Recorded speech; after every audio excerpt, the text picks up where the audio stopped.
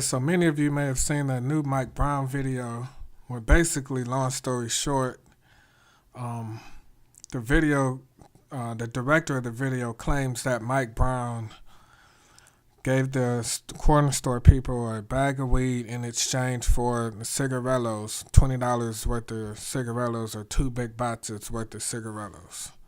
And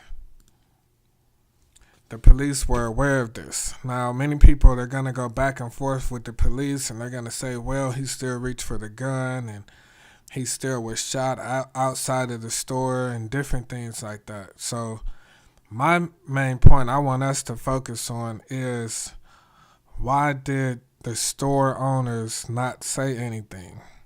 If Mike Brown was being slandered, if his name, and they were trying to say he was a college kid at the same time, a lot of people were saying that he was a thug, he had marijuana in his system. I understand that the store was trying to stay neutral and different things like that. So this is the video. If you didn't see it, I'll leave a link, but this is the new footage that came out on Mike Brown, where he is giving them right here you see he throws it on the counter. And then in exchange, you see there, they give him the two big boxes of cigarillos. He asks them to keep it there. And that's when they come back. And he comes back the next day, I think 10 hours later, they say, to pick it up. And that's why he's kind of hostile. It wasn't because he had marijuana in his system. It was because he had basically those two big boxes, you could say on credit. So that's according to the video. See, he's almost left out with it, and he says, no, you can hold on to it.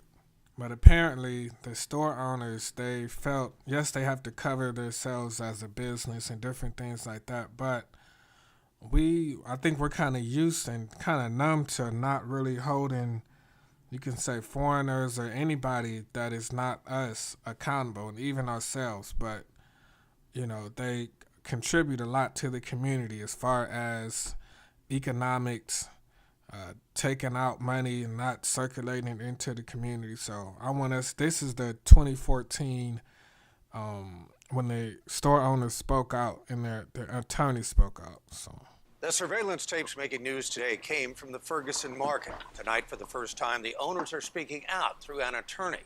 Fox 2's Jeff Bernthal continues our team coverage with what the owners are saying about those tapes. Jeff? And Tom, they are disputing what police have told us, and they are saying it was not a cashier or an employee here, but rather a customer who called 911. They say. So they disputed that they didn't call 911, yet they never disputed that Mike Brown stole. Why? That doesn't make any sense.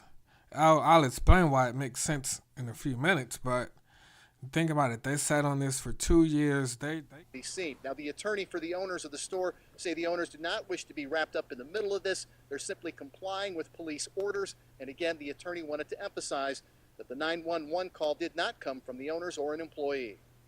And that they had nothing to do with this investigation. It's not about them. They didn't call the police. They didn't ask the police to come and take the video.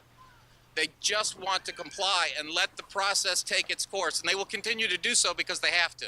Remember that this is a different story, but this is how the corner store owners, in my opinion, really feel. A lot of them are Muslims and they sell liquor. They don't drink liquor. They sell liquor into our communities, damaging our health and creating to alcoholism and drunk driving and, different things like that they would never sell to their own people. Yet, they're selling it to us. So they're quote unquote protecting the store during the Ferguson riots. But if you have a relationship with the community, does this look like they have a relationship with the community? I'm not saying don't protect your store, but does it look like where are the residents and people from the community? If you have a relationship with the community, the corner store is really a hangout spot and this and that, and you're making millions of dollars off of black communities, that money never goes back into the community. Where are the people? I just see them protecting the store with a whole bunch of guns. And if you want to say, well, a lot of the protesters were not from Ferguson, that still doesn't negate the fact that none of the Ferguson residents are really here with the people from this store. And it's because there is not a relationship between corner store owners and the black community. It's not a real relationship. It's a relationship based off of profit and sickness due to alcoholism and cigarettes and cancer and different things like that. Unhealthy foods. Foods that you would never see in their corner stores. So this video has never been released, but we did a first part series to this video. Basically, these activists, local activists, are removing corner store cigarette signs that are within 500 feet of any schools. That's a nationwide law. And the first video, they removed it. It was some difficulty there, but they complied and they removed the signs. A few days later, the signs were back up, showing the disrespect. It's breaking the law, different things like that. So different activists, about 15, marched to the store to try and communicate, and this is what happened, because this is how they really feel.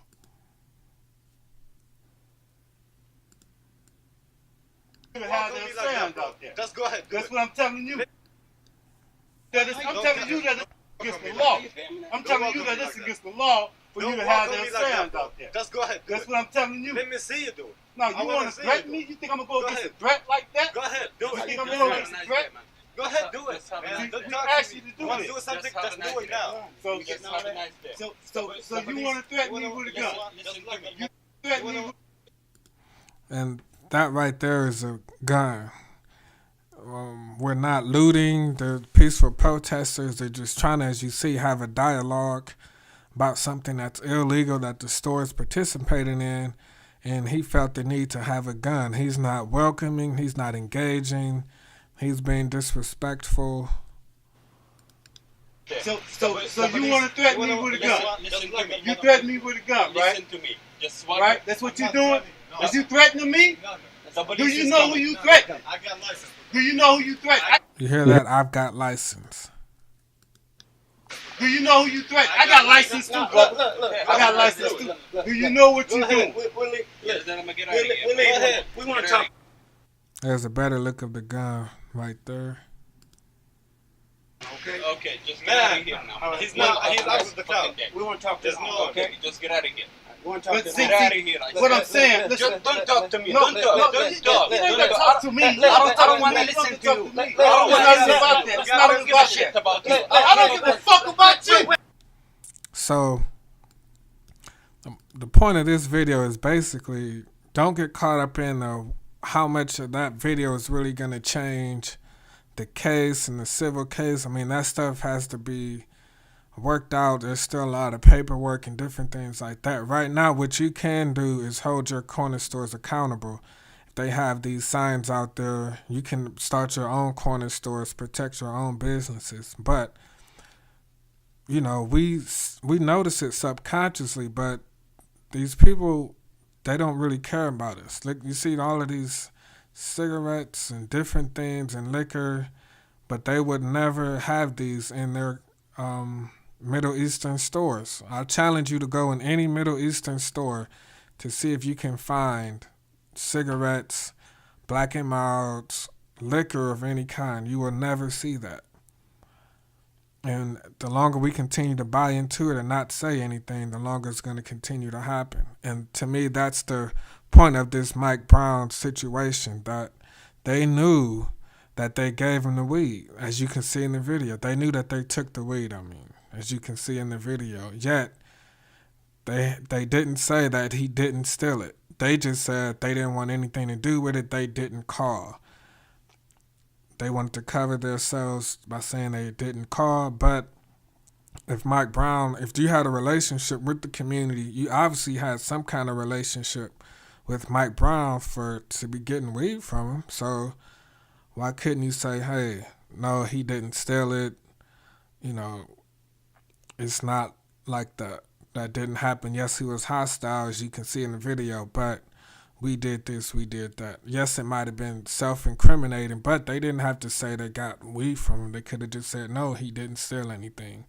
It was a miscommunication.